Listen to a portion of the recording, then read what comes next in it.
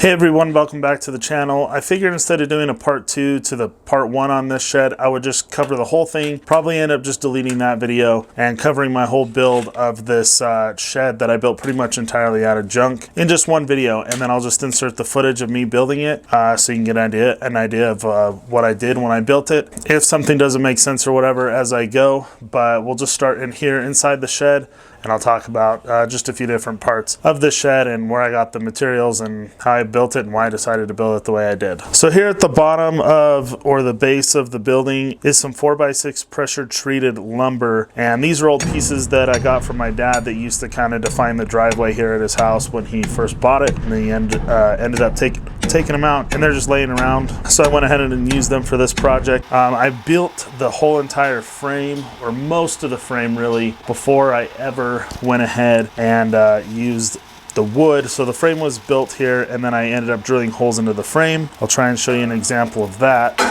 You can see a lag bolt right there at the tip of my finger. The frame is lag bolted into the angle iron at the bottom is lag bolted into the 4x6 pressure treated wood, and then the 4x6 pressure treated wood is secured to the ground by pieces of rebar that go down anywhere from 2 to 3 feet. I use scraps with those too. I need to get some along the front here because the front was added pretty much after the fact, so I need to add a little bit, a couple more lag bolts and a couple more pieces of rebar. But it stood up in 50 to 60 mile an hour gusts, and I didn't have any issues, so I think it's okay. But we get a little bit worse gusts in the springtime. We can get like 80 mile an hour gusts, and so I want to secure it just a little bit better than it is. So yes, the base of the frame is all built on just about 1/8 inch thick angle iron, and then all the walls that go up are like a pole barn style, and they come up with it's just a 2 inch by 1/8 inch thick piece of pipe. And I got these pieces of pipe from work. I just collected them over time. I asked for them whenever I saw them and could get my hands on them. I actually started building this outer, or the shell of this thing, about a year ago, and then I just finished it up about 2 months ago. So I was building it as I got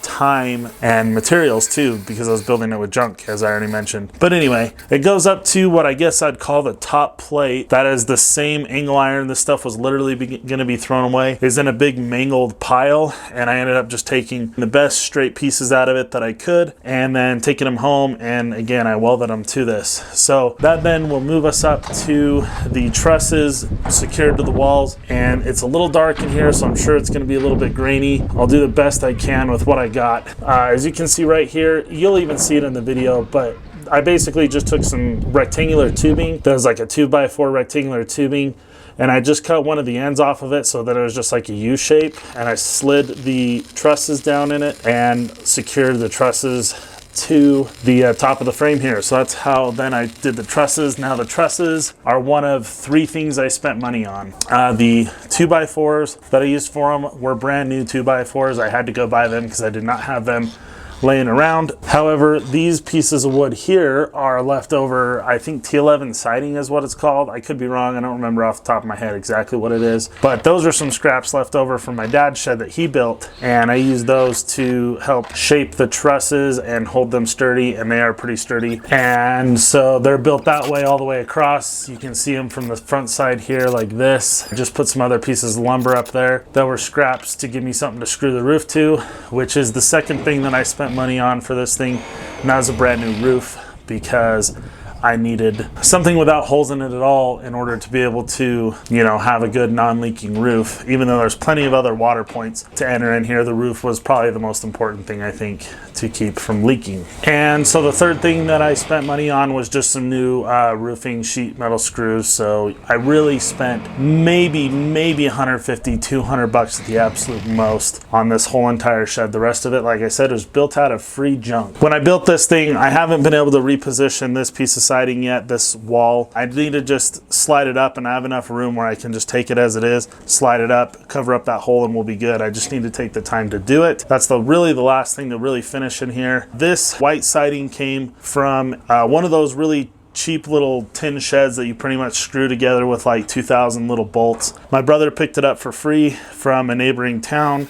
Someone in a neighboring town brought it home, decided he wasn't going to put it together and wasn't going to use it. I said, hey, I'll use the siding, and it worked pretty much perfectly with the shape of this shed that I built. And this is a way better, way sturdier shed than one of those would ever be. There's more height in the ceiling, and just better all the way around, better structure, everything like that. Now, if I could throw in just a couple things I want to change, the big thing is just sliding this wall up a little bit, like I already did to that side. I got that side slid up, now I need to do the other side. The other thing would just be to run some pieces of flat bar like I have here. This flat bar also came from that pile of mangled steel, and I just pulled the most straight pieces out of. I want to run some along there where the holes are in the side, and then use those existing holes to put some screws into, just to help sturdy up the shed a little bit more and sturdy up the siding to the shed a little bit more. So this is the outside of the shed. It needs to be painted. It looks pretty ugly because a lot of that siding was totally beaten up. I'm assuming by the sun. I'm not exactly 100% sure why all the paint's rubbed off, but as you can see, I just used that cheap sheet metal from that shed, and then I also used the triangular pieces from it as well to make the pitch of the roof. You can also see my little solar panel right about here. That's what charges that light all day long, so if I need the light at night, I can use it. There's really not a whole lot more to add. You can see the base here. It's a really pretty junky shed, but you know what, I built it for 200 bucks. It's 6x10, I should mention that. The size is 6x10. So it's a decent sized little shed, and I'll just show you the door here because that's pretty much the only thing left to show you. Basically, I just went down to my local Ace and I picked up these weldable door hinges here and just welded them, and then I built this door pretty much out of flat bar stock, and used some angle iron for the door frame. There's some angle iron here. It's not the best door, and it could have been built a lot better. I just drilled some holes into this angle iron, welded some bolts to the door, drilled some holes through the door, or through the bolts, and then I pull it through and I put a lock on like that. And yeah, so I mean, it's not a great door or anything like that, but it works.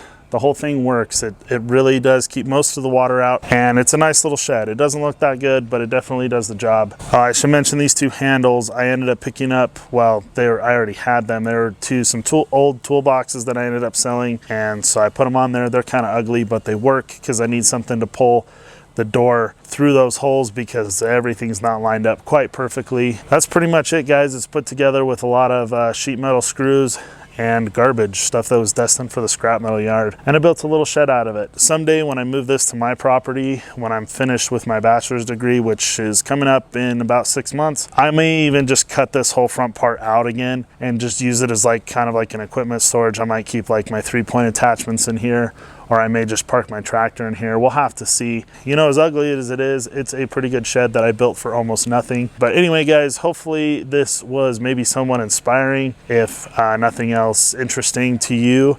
I really appreciate you watching. If you'll give me a big thumbs up, that always helps out with the YouTube algorithms, and I'd really appreciate it if you do that for me, as well as drop a comment letting me know how you would improve this shed or what maybe you would do different or anything like that. Other than that, if you're not a subscriber, please click subscribe. I'd really appreciate it. Thanks for watching. We'll see you in the next video.